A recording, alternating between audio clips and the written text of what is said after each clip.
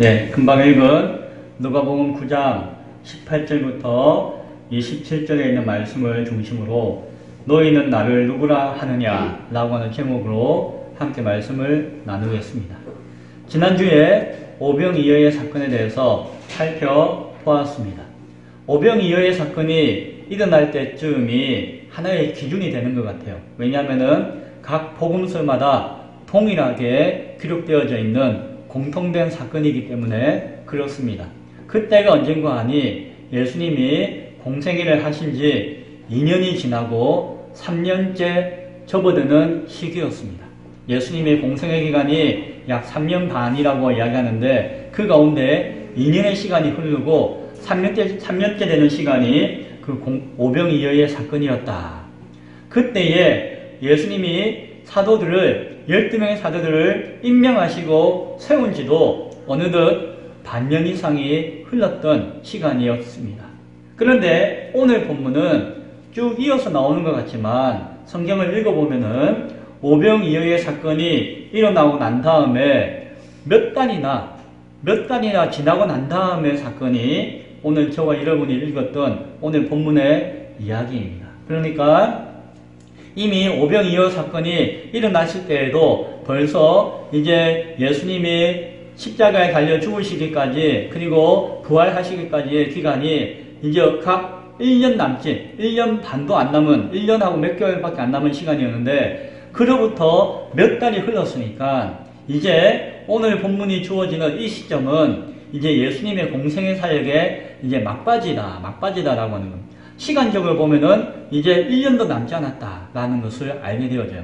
짧게 보면은 몇 달밖에 남지 않았다라고도 볼 수가 있는 시간이 오늘 본문의 시간입니다. 그래서 사실 누가복음 전체가 한 24장 정도 되는 양이라고 한다면은 예수님의 생애의 거의 3분의 2는 성경 전체에 한 3분의 1에 담겨져 있고 성경 나머지 3분의 2의 많은 양은 예수님 생애 가운데서 공생애 가운데 후반부 약 3분의 1을 담고 있다. 그래서 뒤로 가면 갈수록 더 많은 사건과 이야기들에 대해서 더 깊이 있게 성경은 이야기하고 있다라고 하는 것도 우리는 보게 되어집니다. 자, 오늘 오병이어의 사건이 있고 난 다음에 몇 달이 훨씬 더 거의 반년 가까이 지나고 난 다음에 예수님께서는 제자들을 데리고 빌립보 가이사랴라고 하는 곳으로 가셨습니다.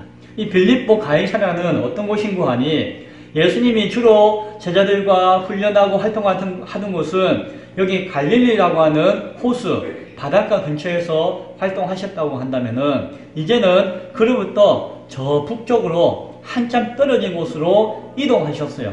이 바닷가 근처에는 수많은 사람들이 작게는 수천 명, 많게는 수만 명에 가까운 사람들이 함께 모이기도 했던 그런 일들이 막 나타났어요. 수많은 사람들이 예수님을 따르기도 했습니다.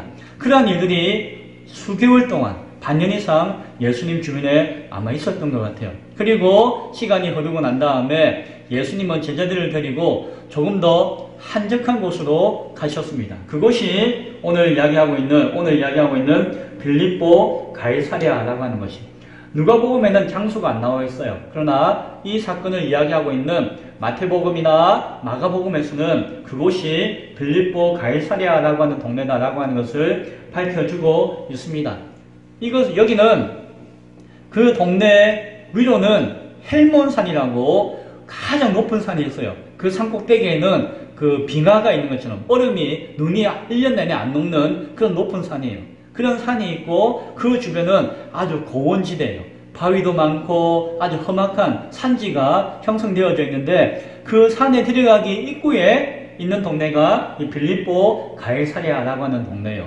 그러니까 우리로 따지면은 예수님께서 저 바닷가에서 막 일하시다가 이제 산에 넘어가지고 오대산 입구쯤 오신 것 같아요. 그래서 조금만 넘어가면은 저 비료봉도 있고 높은 산으로 올라가는데 아직 그 가기 전에 그 동네 입구 한번 진부 정도에 되는 땅에 와서 계신 것이에요. 그래서 여기서 조용히 기도하시고 제자들과 함께 시간을 보내고자 제자들을 데리고 그 조용한 동네에 오셨어요. 그런데 또 우리 동네와 비슷한 면이 있네요. 그 동네는 특징이 있었는데 무슨 특징인 거 아니? 빌립보 가이사랴라고 하는 이름과 같이 가이사랴라고 하는 이름은 그 로마의 황제 가이사랴부터 온 이름인데 그 동네에는 무엇이 있었는가 하니 황제를 신으로 섬기는 신전이 그 동네에 있었어요. 큰 신전이 저기 월정사와 같은 큰 절이 있는 것처럼 그 큰 신전이 그 동네에 있어가지고 우상을 숭배하는, 그리고 황제가 신이 아닌데 신인 것처럼 막 섬기는 그런 신앙들이 많았고, 그리고 바위가 많고 산이 많고 하는 동네인데 우상을 섬기는 하나님을 모르는 사람들도 그 동네에 많이 있었다라고 이야기를 합니다. 거기에서 예수님께서는 제자들을 불러놓고 이제 이야기합니다. 아마 예전부터 이야기하고 싶었는데 계속 참고 지내다가 오늘 때가 되어서 이야기하는 것 같아요. 뭐라고 이야기하시는 거 아니? 얘들아, 여러분, 사람들이 나를 누구라고 하느냐 라고 묻습니다. 어떤 사람들이요? 지금까지 예수님 쫓아다니는 사람들 있잖아요. 많은 사람들이 예수님께 와가지고 병도 고침받고 막 난리를 피웠잖아요. 그 많은 사람들이 저 갈릴리 지역과 저 도시에서 저 바닷가에서 만났던 그 수많은 사람들이 예수님께 막 와가지고 예수님 하면서 이야기할 때에 그 사람들이 나를 뭐라고 하느냐 라고 예수님이 묻는 거예요. 알고도 묻는 건지 모르고 묻는 건지 잘은 몰라도 예수님은 그렇게 물어보았습니다. 그랬더니 제자들이 하는 이야기가 사람들이 예수님을 세례 요한이라고 하고 어떤 사람들은 엘리야라고 하고 어떤 사람들은 옛 선지자 중에 한 사람이다. 예레미야라든지 그런 옛 선지자 중에 한 사람이 살아왔다라는 그런 표현을 하고 있습니다. 라고 이야기하는 것입니다.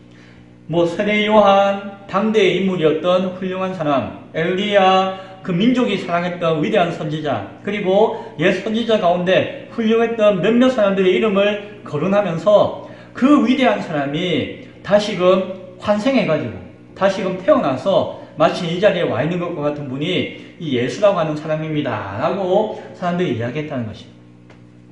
개 중에는 예수님을 막 욕하는 사람도 있었을 거예요.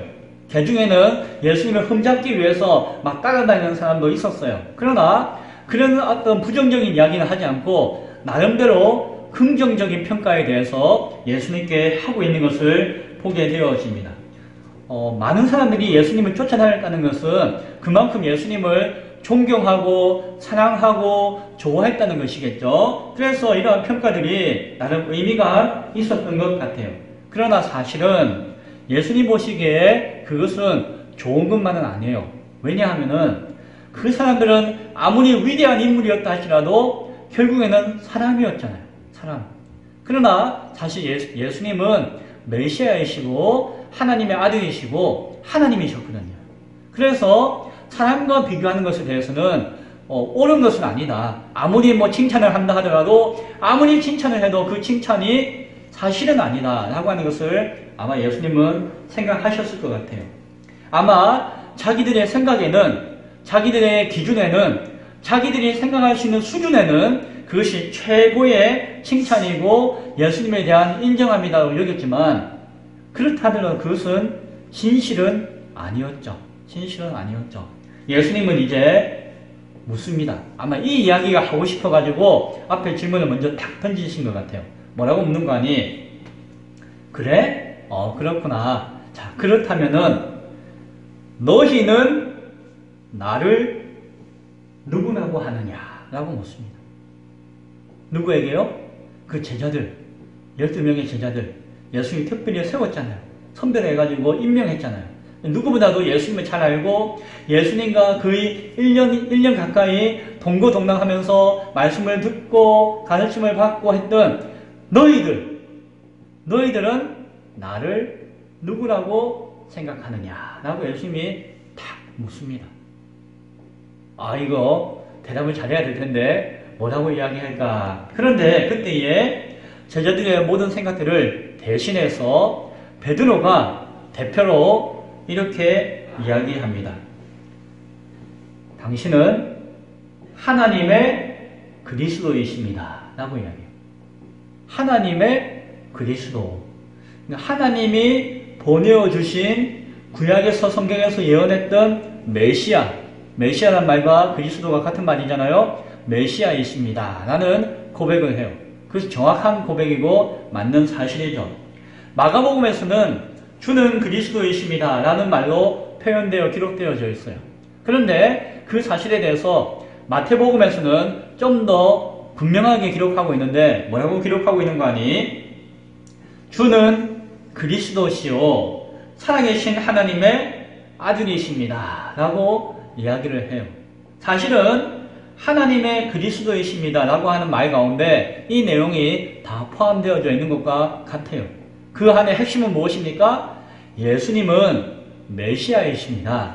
예수님은 그리스도이십니다. 즉 우리를 구원하기 위해서, 우리를 살리기 위해서, 불의한 자를 심판하고 의로운 자를 구원하시기 위해서 하나님이 약속하시고 오시겠다라고 약속되어진, 그리고 지금 오신 바로 메시아 그리스도이십니다 라고 하는 신앙의 고백을 해요. 그리고 여기에 덧붙여가지고 하나님의 그리스도이십니다 라고 하는 의미는 또 무슨 의미인 거 아니? 주는 그리스도이신데 살아계신 하나님의 아들이십니다 라고 이야기를 합니다. 하나님의 아들이라는 이야기는 두 가지 의미가 있는데, 하나는 하나님이 보내신, 하나님이 보내어주신 분이십니다 라고 하는 의미에서 하나님의 아들이라는 의미가 있어요. 그래서 저는 아들이 없고 딸이 있지만은 저의 자식이다 라고 하면은 제가 낳았잖아요. 그럼 제가 이 땅 가운데 보낸 것처럼 되잖아요. 저를 통해서 나왔잖아요. 그런 의미에서 하나님의 아들이십니다 라고 하는 것은 하나님으로 말미암아 이 땅 가운데 오신 분이십니다 라는 의미가 있는 것이 하나님의 아들입니다. 그와 동시에 하나님의 아들이십니다 라고 하는 의미는 무슨 말인 거 아니? 사람의 아들은 사람이에요. 하나님의 아들은 하나님이에요. 그래서 하나님의 아들이십니다 라고 하는 의미에는 예수님이 하나님이십니다 라는 의미가 그 안에 포함되어져 있는 것입니다. 그래서 베드로와 제자들의 고백은 예수님은 그리스도이십니다. 메시아이십니다. 거기에다가 예수님은 하나님으로부터 온, 그리고 하나님 그 본체이십니다 라고 하는 고백까지도 하고 있는 것입니다. 예수님이 그 이야기를 들으셨어요. 누가복음에 보면은 가타부타 옳다 그르다 이야기를 안 하시고, 자, 이 말을 아무에게도 이르지 말라라고 하는 경고를 하셨다라고 이야기해요. 이 이야기 듣고 난 다음에 다른 이야기를 좀 하시면 좋은데 누가복음에서는 다른 이야기는 안 하시고, 그래? 자, 네가 한 이 이야기 다른 사람들에게 하지 말라라고 경고하셨다라고 이야기합니다. 무슨 말일까요? 왜 경고하셨을까요? 좋은 말 같은데. 그런데 마태복음에 보면은 이 신앙 고백, 베드로가 했던 신앙 고백이 있고 난 다음에 중요한 말씀을 하셨다, 예수님이 하셨다라고 하는 기록을 우리에게 남겨주고 있습니다. 그 기록의 내용을 한번 보면은 뭐라고 하셨는 거 아니? 마태복음 16장 17절, 18절, 19절에서 쭉 이야기하고 있는데 제가 읽어드릴게요. 예수님이 뭐라고 이야기하시는 거 아니? 바 요나의 아들 시몬아, 네가 복이 있도다 라고 합니다. 복이 있다네요? 아마 칭찬인 것 같아요. 이것을 네가 이야기한 그 신앙 고백을 너로 하여금 알게 한 이는 혈육이 아니다, 사람이 아니다, 하늘에 계신 너의 아버지이시다, 나의 예수님의 아버지이시다 라고 이야기해요. 그러면서 너는 베드로라. 내가 베드로라고 하는 뜻의 이름은 반석, 넓은 바위라고 하는 뜻이 있는데, 이 반석 위에 내 교회를 세우리니 음부의 권세가 이기지 못하리라. 내가 천국의 열쇠를 너에게 주리니 네가 땅에서 무엇이든지 매면은 하늘에서도 매일 것이요, 네가 땅에서 무엇이든지 풀면은 하늘에서도 풀리리라 라는 말씀을 주셨어요. 참 신나는 말씀이고 귀한 말씀인 것처럼 여기지죠. 예수님이 네가 복이 있다라고 칭찬하시고, 아마 그 신앙 고백을 인정해 주셨어요. 귀하다고 인정해 주시고 그 고백 위에 네가 고백을 했지 그 믿음과 고백 위에 교회를 세우게 될 것이고 그 참된 고백 위에 세워진 교회는 세상을 섬기고 통치하고 다스리는 하나님의 예수님의 사명을 감당하게 될 것이다 라고 하는 이야기를 하신 것이에요. 그리고 이 이야기를 하고 난 다음에도 똑같이 그러나 이 이야기를 세상에는 알리지 말라라고 또한 경고를 하셨어요. 그러니까 예수님이 세상에 알리지 말라라고 하는 그 경고의 이유는 여기에도 안 나와요. 왜 예수님께서 그렇게 경고하셨을까? 예수님은 분명히 베드로를 칭찬하시고 인정하시고 귀한 말씀으로서 소망을 가지게 하셨는데 그런데 이것을 다른 사람들에게 막 알려라 라고 하지 않고 이야기하지 말라 하면 안 돼 라고 경고까지 하셨을까요? 자, 이 질문을 한번 생각해 보았습니다. 예수님 왜 그러셨을까? 그리고 많은 사람들이 이 고민을 하고 계시고 하신 것 같아요. 여러분은 고민을 안 하셨다더라도 지금 함께 고민을 해보고 그 답을 찾아보기를 바랍니다. 그 신앙 고백을 통해서 예수님은 왜 세상에 알리지 말라고 경고하셨을까? 제가 곰곰이 이 말씀을 듣고 다시 한번 고민하고 생각하는 가운데 깨닫게 되어지는 하나님이 저에게 주시는 음성 깨달음이 있었습니다. 무엇인가 하니 예수님은 베드로가 이게 했던 그 신앙 고백의 내용을 좋아하신 것보다도 그 신앙 고백을 하고 있는 그 마음을 참 좋아하셨다라는 생각이 하게 되어집니다. 무엇이라고요? 이렇게 저렇게 하나님 살아계십니다, 메시아이십니다라고 하는 그 신앙 고백의 내용, 그 내용을 좋아하신 것이 아니라 예수님이 좋아하신 것은 무엇이다? 그 신앙 고백을 하는 그 마음을 예수님께서는 기뻐하시고 받아주셨다라고 하는 것을 깨닫게 되었습니다. 그것이 우선이다. 그래서 말로 표현하는 것, 그게 중요한 것이 아니라 더 중요한 것은 무엇이다? 그런 표현을 하는 그 믿음의 마음이 있는 것이 참 중요하다. 말을 많이 하고 적게 하고 표현을 잘하고 못하고가 중요한 것이 아니라 예수님 보기에 중요한 것은 그 마음이다 라는 생각을 하게 되었어요. 그래서 한 단계 더 생각하게 된 것은 무엇인가 하니 예수님께서 바라보시는 이 신앙 고백, 신앙을 고백하는 그 가치는 무엇일까? 참된 진정성의 가치는 무엇일까? 라고 생각할 때에 예수님이 설명해 주신 내용을 통해서 깨닫게 되어져요. 무엇인가 하니 예수님께서 베드로야 네가 그런 귀하고 멋진 신앙 고백을 했지? 그래 참 복되구나. 그런데 이것을 알게 한 사람이 혈육이 아니다 라고 이야기해요. 혈육이 아니다. 혈육이 아니다 라고 하는 표현은 무슨 뜻인가 하니 사람이 아니다. 사람. 그냥 몸을 가지고 있는 사람이 그것을 너에게 알려준 것이 아니다 라고 이야기하는 것이 무엇입니까? 이 신앙 고백은 배우는 것이 아니라는 것이 이것은 누가 가르쳐 주는 것이 아니다. 자, 베드로, 잘 들어보세요. 예수님은 메시아이십니다. 예수님은 살아계신 하나님의 아들이십니다. 알겠죠? 자, 줄 긋고 동그라미 하고 별표 치고 자, 생각하세요. 이렇게 하는 것이 신앙 고백이 아니라는 것이에요. 신앙 고백은 가르치는 것도 아니고 배우는 것도 아니고 어떤 진리를 내가 깨달아서 아하 하고 알게 되는 것이 아니다라는 것이에요. 혈육으로 인한 것이 아니다라고 이야기하신 의미는 바로 그것이에요. 신앙 고백은 무엇이라고요? 하늘에 계신 내 아버지 때문이다 라고 이야기합니다. 이 신앙 고백의 본질은 내가 배워서, 내가 깨달아서, 내가 가르쳐서 이렇게 해서 하는 것이 아니라 그것은 하나님의 계시의 은혜 가운데 주시는 하늘에 계신 내 아버지로부터 말미암은 것이 신앙 고백이다 라고 말씀하고 있다는 것입니다.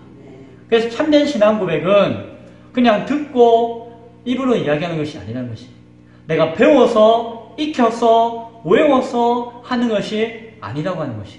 참된 신앙 고백은 내 안에 예수님을 통해서 내 안에 성령님께서 찾아오셔서 내 안에 그 하나님의 구원의 역사를 적용시켜 주실 때에 우리에게 일어나는 그 구원의 역사의 결과로서 나타나는 것이 신앙 고백이라고 하는 것을 우리 기억해야 할 것입니다. 그래서 내가 신앙 고백을 하면은 구원받는 것이 아니에요. 내가 하나님의 그 구원의 은혜 가운데 붙잡힌만 되었을 때에 내가 신앙 고백을 할 수 있게 되어진다는 것이. 예수님이 하시는 이야기는 사람으로 말미암아 되어지는 것이 아니라 이것은 하나님의 은혜 가운데 있는 것이다 라고 말씀해 주고 있는 것입니다. 그래서 우리가 우리의 신앙 고백은 소율이 문답을 잘 배워가지고 그 안에 있는 고백을 깨달았기 때문에 하는 것이 아니라 성경을 잘 배워가지고 성경에 있는 지식을 배워서 하는 것이 아니라 아니면 야 베드로가 멋진 신앙 고백을 했네, 야 사도신경에 이런 신앙 고백이 있네, 우리가 그것을 잘 외워가지고 그것을 흉내내고 따라해서 이루어지는 것이 아니라 하나님께서 주시는 은혜 가운데 성령께서 우리 가운데 어루만지시고 감동을 주실 때에 성령께서 붙잡아 주실 때에 이루어지는 것이 신앙 고백이다 라고 하는 사실, 그것이 진실하고 참된 신앙 고백의 가치다 라고 하는 것입니다. 따라서 이것은 단순히 설명되어지는 것이 아니라는 것입니다. 자, 신앙 고백 하고 싶어요? 자, 따라하세요. 자, 예수님은 이렇게 하는 것이 신앙 고백이 아니다 라고 하는 것입니다. 가르치거나 설명할 수 있는 것이 아니다. 예수님은 베드로와 그 신앙 고백을 인정하여 주셨습니다. 그리고 그것은 하나님이 주시는 은혜로 주어진 신앙 고백이었다라고도 평가해 주셨습니다. 그리고 그 진정성 위에 참된 신앙 고백 위에 교회가 세워지게 될 것이다 라고 말씀해 주셨습니다. 여기서 우리는 교회가 뭔지에 대해서도 생각해 보게 되어져요. 참된 교회는 겉모습만 가지고 이루어지는 것이 아니라는 것이에요. 참된 교회는 말로만 난 예수님 믿습니다, 예수님은 하나님이십니다, 예수님은 메시아이십니다 라고 하는 그것이 교회의 기초가 되어지는 것이 아니다라고 합니다. 성경을 많이 공부한다고 해서 교회가 되어지는 것이 아니다라고 하는 것입니다. 참된 교회는 겉으로 드러나는 것으로서 그것이 옳다 그르다라고 평가하는 것이 아니다라고 하는 것입니다. 참된 교회는 하늘의 아버지께서 은혜를 베푸셔가지고 그 마음 가운데 진실한 성령의 역사를 말미암아 터져나오는 고백이 있는 그러한 사람들이 모여있는 것이 참된 교회이다 라고 이야기하고 있는 것이에요. 교회는 두세 사람이라도 진실한 그러한 믿음의 고백을 할 수 있는 사람들이 교회이고 거기에는 반드시 내가 너희와 함께 하겠다라고 예수님께서 약속을 해 주셨어요. 예수님이 함께하는 그곳이 바로 참된 교회다라고 하는 것이에요. 그래서 교회는 사람들의 생각과 의지와 사람들의 마음이 모인 것이 아니라 바로 하나님의 뜻이, 하나님의 역사가, 하나님의 성령의 감동이 있는 것이 교회인 것입니다. 그래서 하나님의 뜻이 이 땅 가운데 이루어지는 것이 교회의 소원이 되어야 하고, 교회가 해야 하는 일은 하늘의 뜻이 이 땅 가운데 이루어지도록 하는 것이 교회가 해야 하는 것이. 그래서 하나님이 매면은 교회는 그것을 통해서 매일 수 있고, 하나님이 푸시면은 교회는 그것을 통해서 풀 수 있는 것이 교회여야 한다라고 하는 것이. 자, 그런데 거짓된 사람들은 오늘 표현하고 있는 것을 잘못 오해하는 경우가 있습니다. 무엇입니까? 하나님이 나에게 천국의 열쇠를 주셨네, 인간에게 열쇠를 주셨네. 야, 그러면 사람이 이 땅에서 매거나 풀면은 하늘도 매거나 풀리는구나. 야, 사람이 뭔가 할 수 있는 것이구나 라고 오해하고 그렇게 신앙하는 사람이 있어요. 그래서 내가 하나님 앞에 주세요 하면 하나님은 그래 어쩔 수 없다 주겠다 이렇게 인간이 하나님을 좌지우지할 수 있는 것처럼 여기는 신앙이 있어요. 이것은 잘못된 신앙이고 거짓된 신앙이고 거짓말하는 사람인 것을 우리는 기억해야 합니다. 진실한 신앙은 무엇인가 하니 하늘의 뜻을 먼저 구하고 찾는 사람이에요. 그리고 그 하늘의 뜻이 이 땅 가운데 그대로 이루어지기를 소망하며 기도하며 애쓰는 사람이에요. 그래서 그 사람은 이 땅에서 매일 때도 자기의 생각과 자기의 기준에 따라서 매는 것이 아니라 하늘의 뜻에 따라서 이 땅에 매는 것이에요. 그러면은 하나님께서 그 사람의 매는 수고를 통하여서 그 사람의 믿음의 고백의 증거를 통하여서 하늘의 역사를 이 땅 가운데 그 사람과 그 교회를 향해서 이루어지게 해주시는 것이 그것이 땅에서 매면은 하늘에서도 매인다라고 하는 예수님 말씀의 뜻이에요.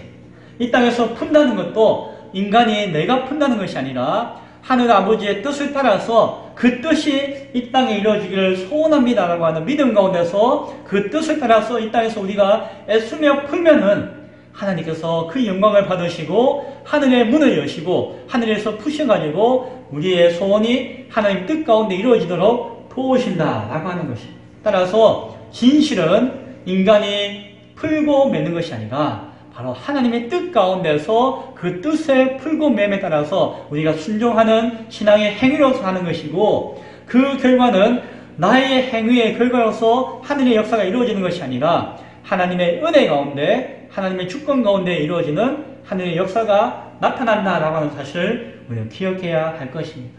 그것이 진실한 신앙 고백을 하는 사람들의 고백의 중심이에요. 진실한 신앙 고백을 하는 사람들은 그런 역사 가운데 교회의 사명을 감당하게 되어진다라고 하는 것입니다. 예수님은 아셨습니다. 알고 계셨고 제자들에게 이야기를 해야 된다 생각하고 있는 내용이 있었습니다. 그것은 무엇입니까? 아버지의 뜻에 따라서 이제 나는 죽으러 가야 된다라고 하는 것을 알고 계셨어요. 예수님은 이제 곧 십자가에 달려 죽으셔야 하고 그 죽으심을 준비해야 한다는 것을 아셨어요. 그것은 이 땅에 있는 사람들과 이 땅에서 원하는 것이 아니었다 할지라도 하늘 아버지께서 계획하시는 구원의 역사 가운데 있는 것이었기 때문에 이 땅에 있는 예수님은 그 뜻에 순종하며 따라가셔야 한다는 것을 알고 계셨습니다. 그러나 그때까지 제자들은 그 사실을 명확하게 알지 못하였습니다. 예수님은 그 사실에 대해서 제자들에게 알려주지 않으셨습니다. 하나님 나라의 영광과 그 영광의 복음을 전파함으로 말미암아 모든 사람들이 자신의 죄를 회개하고 하나님 앞에 그리스도 앞에 말씀 앞에 나오도록 가르치셨지만 그것이 이루어지기 위해서는 그것이 완성되어지기 위해서는 예수님께서 죽음의 길을 걸어가셔야 한다는 사실을 제자들은 아직 명확하게 모르고 있었다라고 하는 것입니다. 자신들의 고백이 그 십자가 앞에서 죽으시는 예수님의 희생을 통해서 이루어지고 완성되어진다라고 하는 것을 제자들은 아직 바라보지 못했다라고 하는 것입니다. 예수님은 그런 상황 가운데 복음이 완전한 것이 아니기 때문에 그리고 그들이 하고 있는 신앙 고백도 완전한 신앙 고백으로서의 그것을 완성된 모습을 갖추지 못하였기 때문에 아직은 전하지 말라라고 이야기하신 것이. 그리고 또한 십자가의 역사가 나타나기 이전에는 그 복음의 가치가 논리적으로 설명되어지거나 증거되어지거나 증명되어질 수가 없다라고 하는 것이. 그 하나님 나라의 영광이 이 땅 가운데 이루어진다. 하나님의 사랑이 우리 가운데 베풀어진다. 하나님의 구원의 계획이 우리 가운데 이루어진다. 라고 하는 사실을 전하고 그것이 분명한 사실이었지만 그러나 예수님께서 하늘의 뜻을 따라서 이 땅 가운데 십자가에 달려 죽으시는 그 십자가의 희생이 아니고서는 그 모든 계획들은 완성되지 못하기 때문에, 완성되지 않았기 때문에 예수님은 아직 그때가 되어지지 않았기에 그때까지는 기다리기를 원하셨던 것이. 그러나 계속해서 기다리기를 원하신 것은 아니었어요. 성경이 뭐라고 이야기하는 거니? 예수님께서는 이때로부터, 지금 제자들과 너희 나를 누구라고 하느냐? 살아계신 하나님의 아들이십니다. 메시아이십니다. 라고 고백하는 이때로부터 예수님은 이것을 계기로 예수님께서 십자가에 달려 죽으셔야 한다는 것. 그리고 그것으로 말미암아 너희가 고백했던 그 메시아의 온전한 사명이 이루어진다고 하는 사실, 그것을 알려주기를 원하셨어요. 이때로부터 예수님께서 십자가에 죽으시고 그러나 사흘 만에 다시 살아나심으로 말미암아 그 구원을, 그 약속을, 그 계획을 완성하실 것이다 라고 하는 그 비밀을 제자들에게 하나씩 알려주시기 시작하셨다라고 이야기하는 것을 보게 되어 있습니다. 그래서 오늘 22절에서 나와 있는 말씀 가운데 인자가 많은 고난을 받고 장로들과 대제사장들과 서기관들에게 버림받아 죽임을 당하고 제3일에 살아나야 하리라 라고 하는 말씀을 그제서야 처음으로 제자들에게 하시는 것이에요. 하나님 나라의 그 영광과 구원의 참된 소망이 어떻게 이루어져야 한다고요? 예수님께서 죽으셔야 합니다. 그 죽음을 이기고 부활하셔야만 그것이 이루어진다는 사실을 제자들에게 알려주시기 시작하였습니다. 그 때가 되기 전까지, 그것이 이루어지기 전까지는 복음이 완성되어진 것이 아니라는 것이에요. 그리고 예수님께서는 이어서 계속해서 제자들에게 진리의 말씀을 말씀하십니다. 예수님이 이렇게 말씀을 많이 하신 적이 많지 않아요. 뭐라고 이야기하십니까? 자, 이제부터 아무든지 나를 따라오려거든 자기를 부인하고 날마다 제 십자가를 지고 나를 따를 것이니라 라고 이야기합니다. 무엇입니까? 제자는 예수님을 따르고 믿고 제자로서 살아가기 위해서는 자기를 부인해야 된다.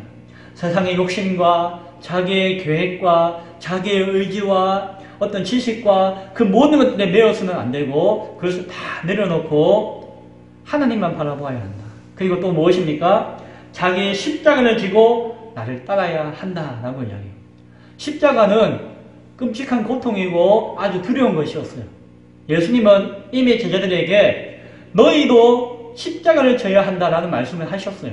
그것은 무엇입니까? 장차 자신이 십자가를 지고 십자가에 달려 죽으실 것을 이미 말씀하시는 것입니다. 그리고 그 사명이 나로 말미암아 너희에게도 요구되어질 수 있다라고 하는 이야기하시는 것입니다. 그것이 제자로서의 마음가짐의 신앙 고백의 중심이 되어야 하고 그것이 중요하다는 것을 예수님은 이후로 반복해서 말씀하고 계신 것을 보게 되어집니다. 또 이런 이야기 하십니다. 누구든지 자기 목숨을 구원하고자 하면은 잃을 것이요. 누구든지 나를 위하여 제 목숨을 잃으면 구원하리라 라고 이야기합니다. 자기를 부인하고 자기 십자가를 지고 따르는 것이 단순한 것이 아니라는 것이에요. 어떤 각오까지 해야 된다고요? 자기의 생명을 예수님을 위해서 내어놓을 수 있는 각오, 생명을 내어놓는 헌신과 수고가 너희에게 따르게 될 것이다 라고 말씀해 주고 있다는 것이에요.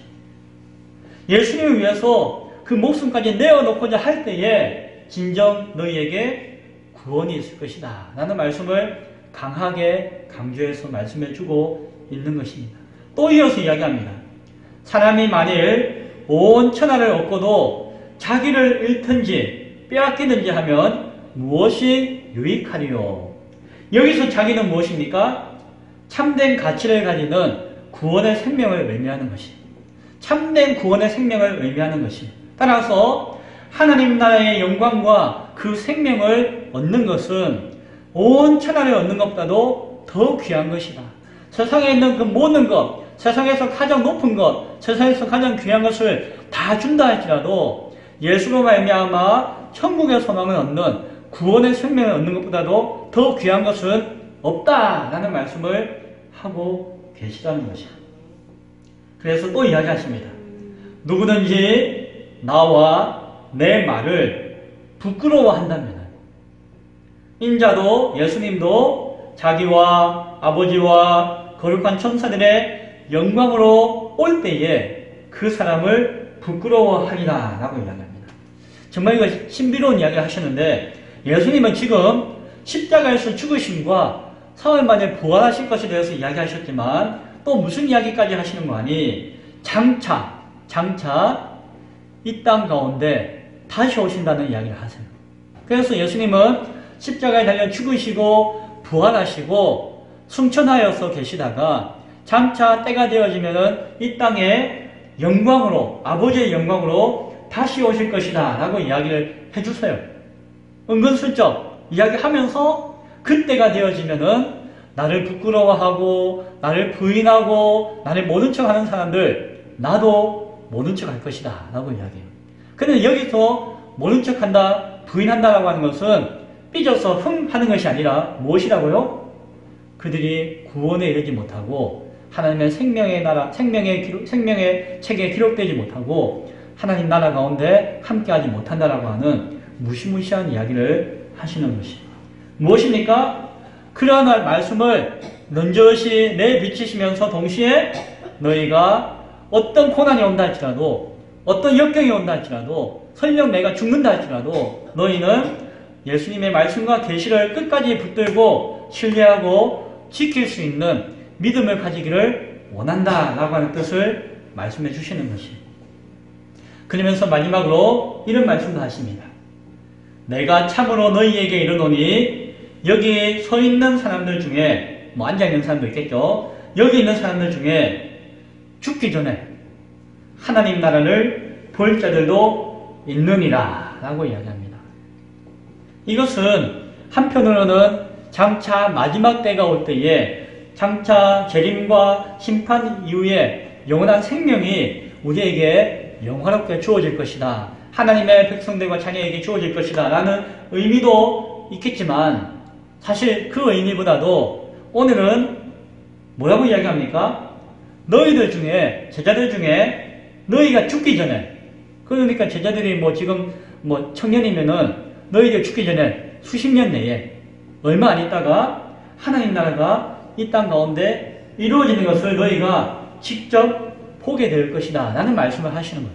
그래서 이것은 아주 구체적으로 제자들이 경험하게 되어지는 실제적인 사건을 이야기하는 것이다 라고 이해할 수가 있습니다. 그러면은 이것이 어떻게 이루어졌을까요? 오늘 예수님은 오늘 제자들에게 하시고자 하는 것은 무엇입니까? 예수님께서 죽으시고 부활하실 것이다. 십자가에 달려 고난당하시고 죽을 것이다 라고 하는 그 사실을 말씀하고 계십니다.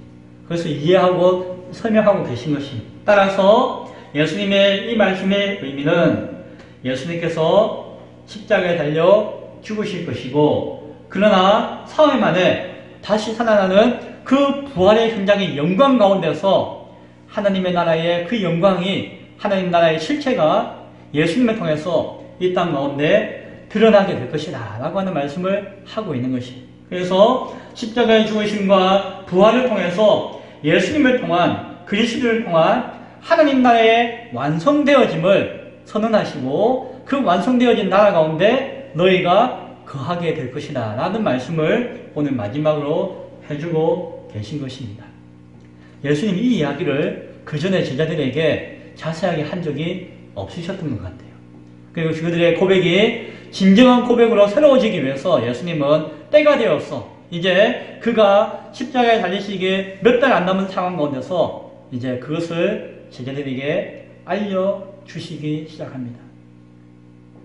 충격이었을 것이죠. 제자들은 이해가 안 되었을 것이 그것이 제자들의 모습이었습니다. 그러나 예수님은 그래도 이제는 때가 되었다 싶어서 제자들에게 이 이야기를 하고 계신 것입니다.